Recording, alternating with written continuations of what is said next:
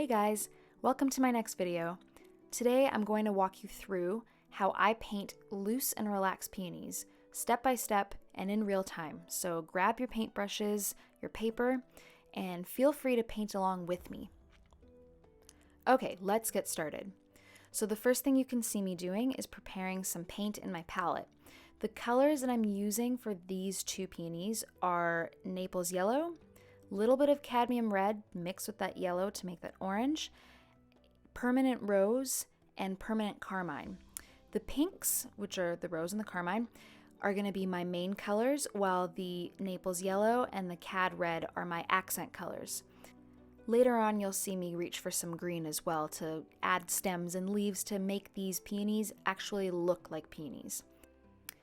Okay, so I don't have any pencil sketch to begin with, mostly because I want to keep these peonies really nice and loose. Also, I don't want to have to worry about pencil showing through my paint. So the first thing I do is paint with water and then come in with color and tap that in. So you can see, because the paper is wet, that paint started to move on its own. However, it didn't move enough, so I'm using my brush to manipulate it into petal-like shapes. Most of these shapes are pointing upwards, as you can see, but to avoid this looking like a paint blob, I'm going to add some in the opposite direction and around the edges of the main body of the flower.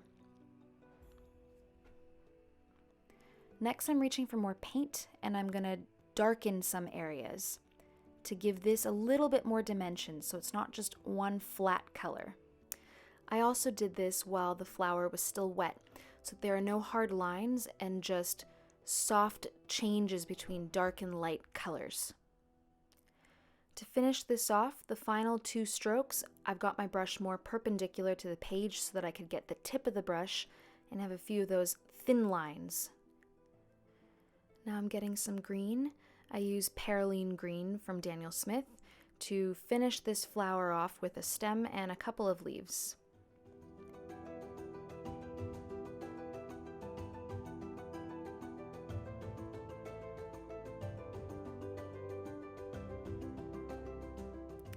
You'll notice that I actually let the green touch the pink of the flower. I did this so that the colors would bleed together just a little bit so that the flower doesn't look like it's floating independently of the stem.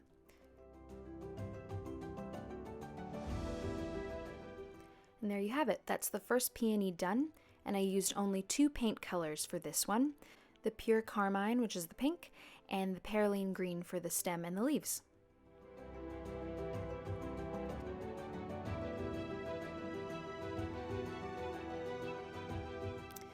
Okay, so while I'm getting my paint colors ready, replenishing those puddles in the palette, let me tell you about this peony.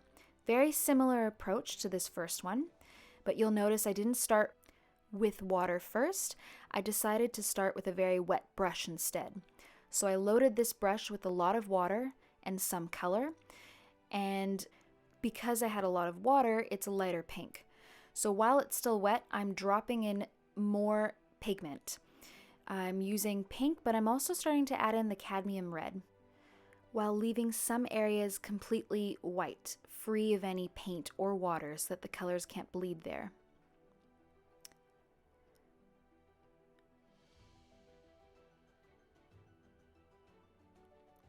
So now I'm starting to drop in areas of darker color or a different color. And here I'm putting in yellow. I'm letting that yellow bleed into the pink and the red to keep it nice and loose. Just a hint of where the center of the flower would be.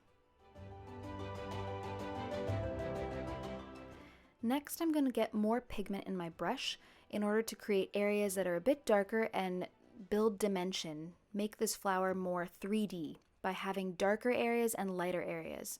It'll be my way of mimicking light and shadow.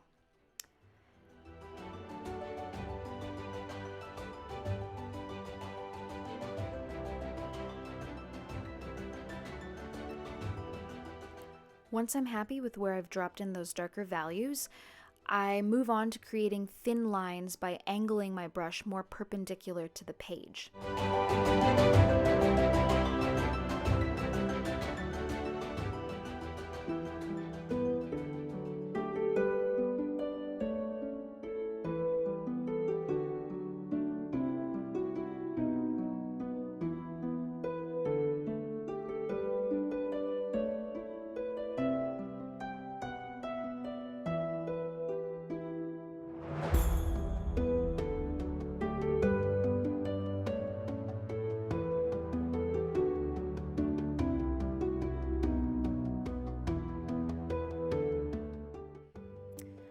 almost done with this second one, but of course we need to paint leaves and a stem.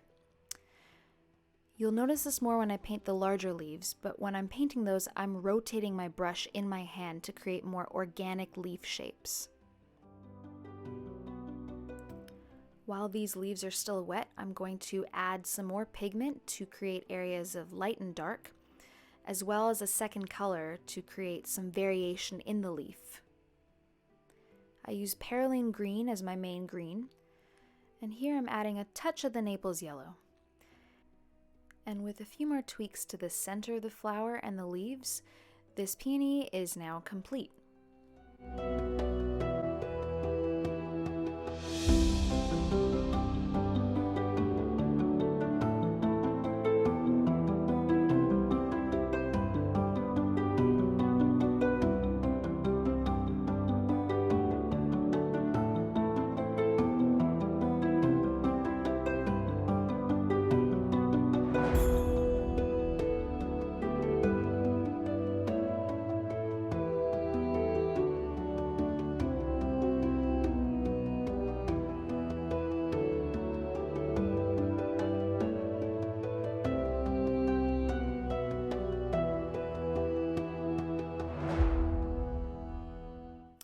Now, just for fun, I've included a time lapse of these two peonies coming to life so that you can really see how the paint moves as it's drying.